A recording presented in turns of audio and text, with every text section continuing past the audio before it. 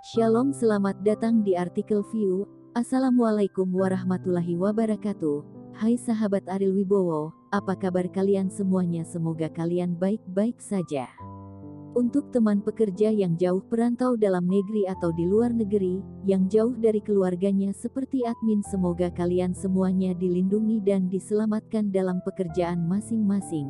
Dan untuk sahabatku yang bersama keluarganya, semoga kalian sehat selalu dalam lindungannya. Amin. Episode 135, Kisah Seorang CEO Muda yang Berpura-pura Culun.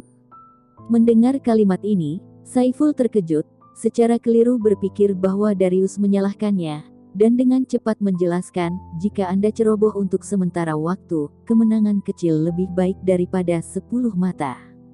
Darius tertawa keras dan berkata, beri dia 5 tahun lagi, bisakah kamu masih mengalahkannya? Katakan yang sebenarnya. 5 tahun. Wajah Saiful sangat jelek, dia semakin tua sekarang, dan otaknya semakin buruk dalam 5 tahun terakhir. Keterampilan caturnya akan menurun, tetapi pemuda itu akan terus meningkat. Dalam 5 tahun, keseimbangan kemenangan dan kekalahan pasti akan dimiringkan ke arah pemuda itu. Tapi mengakui kegagalan bukanlah sesuatu yang bisa dikatakan oleh Saiful.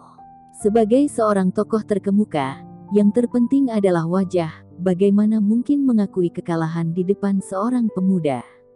Tuan Darius, 5 tahun dari sekarang, murid saya pasti akan bisa mengalahkannya, kata Saiful. Darius tersenyum acuh tak acuh. Orang ini mengira dia tidak puas dengan kalah catur, tetapi sebenarnya Darius senang untuk masalah ini. Bagaimanapun, itu adalah Ariel yang telah dia besarkan sejak kecil. Namun, Saiful memusuhi Ariel, yang merupakan hal yang baik. Pertumbuhan kehidupan membutuhkan lawan. Jika Darius tidak memiliki begitu banyak jiwa yang hilang di bawah pedang, dia tidak akan sekuat dia hari ini. Kamu bisa latih muridmu dengan baik, kata Darius. Wajah Saiful sangat gembira. Darius mengatakan ini, menurutnya, dia mengenali kekuatan Winky, dan itu adalah hal yang sangat langka untuk dikenali oleh Darius. Tentu saja, di mata Darius, Winky hanyalah selangkah di jalan pertumbuhan Ariel. Terima kasih Tuan Darius atas perhatian Anda, saya pasti akan memenuhi harapan saya, kata Saiful.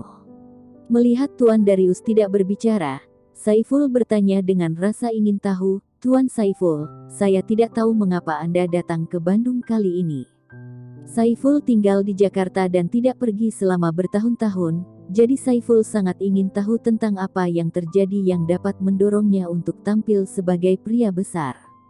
Saiful menganggap Darius sebagai orang besar, bukan karena keluarga Wibowo, tetapi karena kekuatan Darius sendiri. Dan Darius tinggal di keluarga Wibowo juga membantu keluarga Wibowo berkembang pesat di Jakarta. Jika keluarga Wibowo tidak memiliki Darius, keberadaan akan sangat mempengaruhi statusnya. Inilah kemampuan Darius, yang pernah menjadi raja dunia bawah tanah. Ambil seseorang, kata Darius ringan. Mendengar kalimat ini, napas Saiful tiba-tiba menjadi cepat. Dan ada sensasi kesemutan di kulit kepala. Sungguh luar biasa bahwa seseorang yang begitu kuat masih membutuhkan Darius untuk menjemputnya secara langsung. Saiful tahu statusnya, jadi dia tidak berani bertanya secara detail. Setelah berbicara tentang beberapa topik yang tidak relevan, Saiful pergi. Siapa itu? Siapa yang benar-benar memenuhi syarat untuk membiarkannya mengambilnya? Apakah itu berarti ada orang besar di Bandung? Di pintu masuk hotel, Saiful berkata dengan emosi, bahkan jika itu dia salah, tidak mungkin untuk membayangkan siapa orang itu. Menggelengkan kepalanya, Saiful menghela nafas. Meskipun ia memiliki posisi tinggi di dunia Indonesia dan dianggap sebagai sosok yang terkenal, ia masih jauh dari pria besar sejati. Misalnya, orang yang bisa membiarkan Darius maju ini sama sekali tidak sebanding dengannya. Ini adalah pepatah lama bahwa gunung tetaplah gunung yang tinggi. Saya telah berjuang selama bertahun-tahun, tetapi saya hanya menyentuh gerbang masyarakat kelas atas yang sebenarnya. 2 hari kemudian, Darius membawa Ariel dan muncul di Bandara Bandung. Dalam 2 hari terakhir, Ariel pergi menemui Bimo, Rehan, dan yang lainnya di Bandung secara diam-diam, dan menjelaskan bahwa dia akan pergi sebentar. Bimo sangat ingin tahu tentang ini. Tapi dia bisa menebak bahwa Ariel masih memiliki identitas rahasia, jadi dia tidak bertanya lagi. Kakek Darius, kali ini kembali ke Jakarta. Jika saya melakukan sesuatu yang membuat Anda tidak bahagia, saya harap Anda tidak menyalahkan saya. Ariel berkata kepada Darius. Darius hampir memperlakukan Ariel sebagai cucunya sendiri. Dia tidak diperlakukan oleh orang lain di keluarga Wibowo, tetapi Darius menganggapnya sangat serius. Tidak peduli apa yang kamu lakukan, kakek Darius tidak akan bahagia. Kembalilah dan ambil kembali apa yang menjadi milikmu, kata Darius. Ariel menggelengkan kepalanya dan berkata, keluarga Wibowo tidak memiliki apapun yang menjadi milikku, dan aku tidak akan mengambil apapun. Kamu bocah bau, kamu masih sangat keras kepala. Darius berkata tanpa daya. Ini bukan keras kepala, ini adalah garis bawah martabatku di dunia ini. Sejak aku dikeluarkan dari keluarga Wibowo, aku bukan lagi milik keluarga Wibowo, dan tidak ada apapun di keluarga Wibowo yang menjadi milikku. Ariel berkata dengan gigih. Darius tahu bahwa Ariel memiliki temperamen yang kuat, dan perlakuan tidak adil yang dia terima sejak kecil telah menjadi obsesi yang kuat di hatinya, dan tidak ada yang bisa mengubah obsesi ini. Sebelum naik ke pesawat, Ariel mengenakan topi berpuncak, yang merupakan standarnya di Jakarta, karena dia sering dikira Arjun, dan dia tidak ingin hidup dalam dua kata ini. Jakarta yang telah lama hilang. Masih banyak tempat yang familiar bagi Ariel. Setelah turun dari pesawat, Darius berkata kepadanya, pergi bermain dan ingat untuk pulang besok. Ariel mengangguk dan tidak berbicara. Jakarta sangat besar. Ariel tidak pernah pergi ke banyak tempat sejak dia masih kecil, karena kemanapun dia pergi sejak dia masih kecil, neneknya hanya akan membawa Arjun, dan dia harus tinggal di rumah sampai Arjun kembali ke rumah. Katakan padanya betapa menyenangkannya itu. Ketika dia masih kecil, Ariel merindukan taman hiburan yang dikatakan Arjun, dan bersumpah bahwa ketika dia dewasa, dia harus pergi dan melihatnya sendiri. Tetapi ketika Ariel benar-benar tumbuh dewasa, dia tidak pernah pergi ke sana, karena itu adalah tempat di mana Arjun berada, dan tempat di mana neneknya meninggalkannya dengan prasangka. Dia tahu bahwa bahkan jika dia pergi, dia tidak akan pergi ke sana.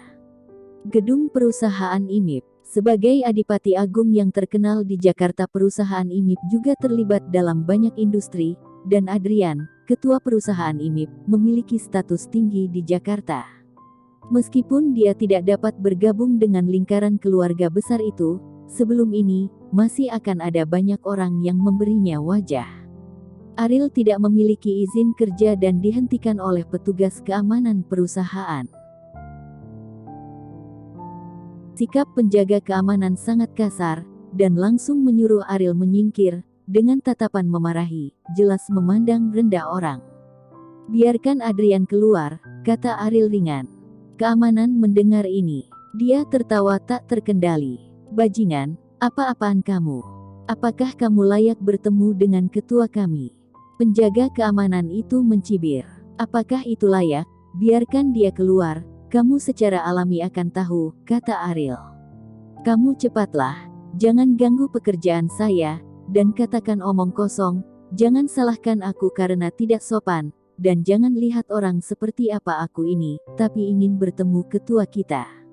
Ayo pergi, ketua IMIP kita, ini bukan orang sepertimu yang bisa kamu lihat dengan santai. Hei, aku tidak tahu dari mana bajingan itu berasal, tetapi dia memiliki nada yang begitu besar, kamu harus menonton TV. Ketua kami sering muncul di TV. Ariel berdiri di pintu seperti patung, berdiri diam. Beberapa petugas keamanan melihat ini, mengerutkan kening. Jika kamu tidak mendengarkan kata-kata yang baik, kamu harus dipukuli untuk mengetahui seberapa kuat kamu, kan? Sial, kalahkan omong kosong ini dulu. Ketua akan kembali nanti, tetapi kamu tidak bisa membiarkan kekacauan ini. Baru saja akan memulai, sebuah Bentley berhenti di pintu masuk perusahaan, dan beberapa penjaga keamanan tiba-tiba menyingkirkan kesombongan mereka. Sudah berakhir, ketua sudah kembali, beritahu dia bahwa kita bahkan tidak bisa menangani masalah sepele ini, aku khawatir kita akan kehilangan pekerjaan. Sial, jika aku kehilangan pekerjaan, aku harus menghajar bajingan ini. Kamu yang menyakiti kami, sial. Adrian berusia 30-an, dan dia jelas merupakan orang terbaik di kelompok usia Jakarta. Orang-orang merasa bahwa auranya sangat kuat, dan ini dapat dilihat dari penjaga keamanan yang ketakutan. Ketua, ketua, ketua. Adrian berkata dengan wajah tidak puas, apa yang terjadi? Masih ada keributan di pintu perusahaan, tidakkah kamu tahu bahwa ini akan memengaruhi citra perusahaan? Beberapa penjaga keamanan kaget, salah satu dari mereka dengan cepat berkata, Ketua, dia ingin bertemu denganmu, kami telah membujuknya berkali-kali, tetapi dia hanya menolak untuk pergi. Adrian tersenyum menghina dan berkata, ada banyak orang yang ingin bertemu denganku, sampai jumpa. Bersambung.